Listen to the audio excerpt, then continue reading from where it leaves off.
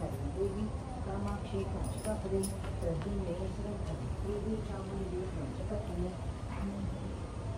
श्री ललिताम्बिके अर्पणमस्तु सर्वश्री राजराजेश्वरी अर्पणमस्तु सर्वश्री कात्यायनी माता अर्पणमस्तु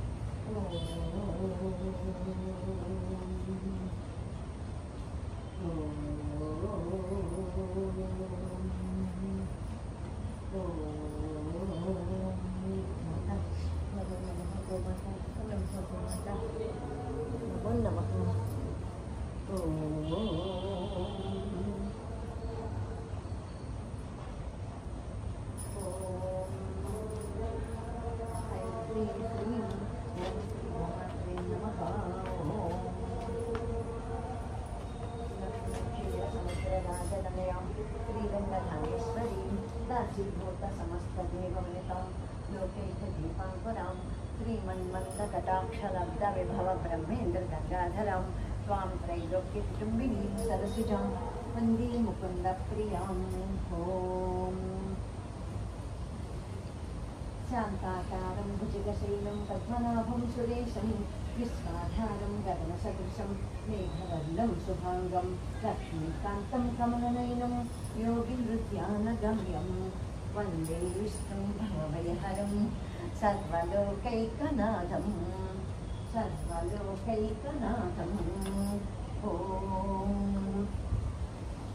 गरुडगमन तव चरणकमलमिह मनसि लसतु मम नित्यं मम तापमपाकुरु देव मम पापमपाकुरु देव मम तापमपाकुरु देव मम पापमपाकुरु देव जलजनयन विधिरमुचिहरणमुख विभुतविनुतपदपद्मा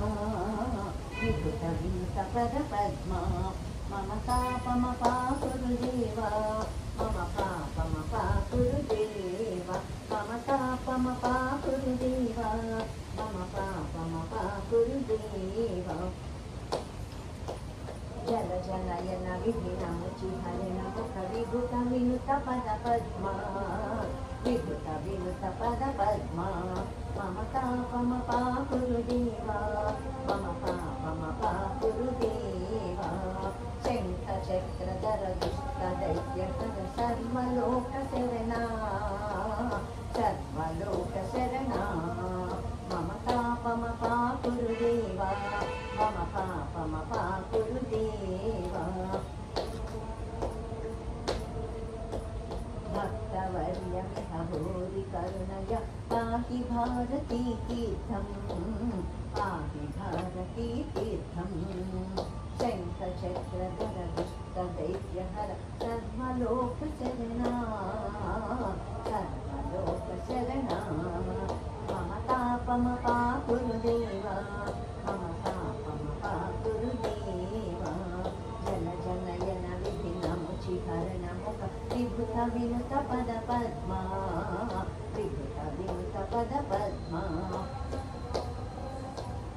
अगणित गुणगण अशरण शरणद विगलित सुररिपुजाल मम तापमपाकुरु देव मम पापमपाकुरु देव मम तापमपाकुरु देव मम पापमपाकुरु देव भक्तवर्यमिह भूरि करुणय पाहि भारती तीर्थं मम तापमपाकुरु देव मम पापमपाकुरु देव मम तापमपाकुरु देव मम पापमपाकुरु देव मम तापमपाकुरु देव मम पापमपाकुरु देव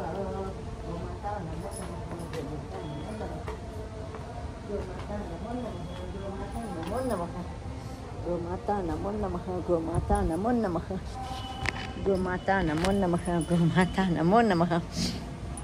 ఓం సదానింబవృక్షస్య మూలాధివాసాత్ సుధాశ్రావిణం తిక్తమప్యప్రియంతం తరుం కల్పవృక్షాదికం సాధయంతం నమామీశ్వరం సద్గురుం సాయినాథం. ఓం షిరిడీవాసా సాయి ప్రభో జగతికి మూలం నీవే ప్రభో, దత్త దిగంబరావతారం నీలో సృష్టి వ్యవహారం. త్రిమూర్తి రూపా ఓ సాయి కరుణించి కాపాడోయి, దర్శనమీయగరావయ్యా ముక్తికి మార్గం చూపుమయా. కఫనీ వస్త్రము ధరించి భుజముకు జోలి తగిలించి నింబవృక్షపు ఛాయలో ఫకీరు వేషపు ధారణలో కలియుగమందున వెలసితివి, త్యాగం సహనం నేర్పితివి.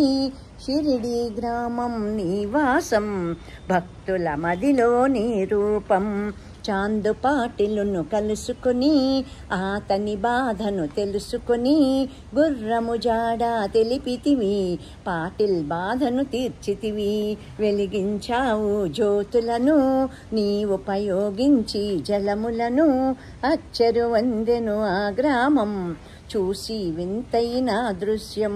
బాయిజ చేసెను నీ సేవా ప్రతిఫలమిచ్చావో దేవా, నీ ఆయువును బదులిచ్చి తత్యాను నీవు బ్రతికించి. పశుపక్షులను ప్రేమించి ప్రేమతో వాటిని లాలించి, జీవులపైన మమకారం చిత్రమయా నీ వ్యవహారం. నీ ద్వారములో నిలచితిమి, నిన్నే నిత్యం కొలిచితిమి. అభయమునిచ్చి బ్రోవుమయా ఓ షిరిడీశా దయామయా. ధన్యము ద్వారకవో మాయి నీలో నిలిచెను శ్రీ సాయి. నీ ధుని మంటల వేడిమికి పాపం పోవును తాకిడికి. ప్రళయకాలము ఆపితివి భక్తులను నీవు బ్రోచితివి.